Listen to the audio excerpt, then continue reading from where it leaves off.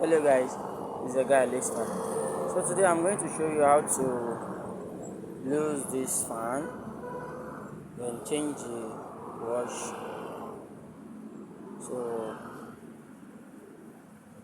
follow me up.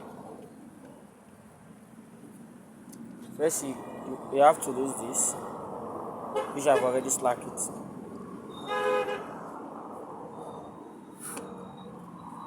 You remove the fan.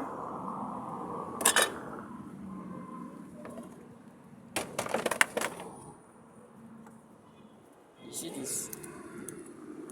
There's a pin somewhere here. Pull it out. There's also a pin somewhere here, so you pull it out. And over here too.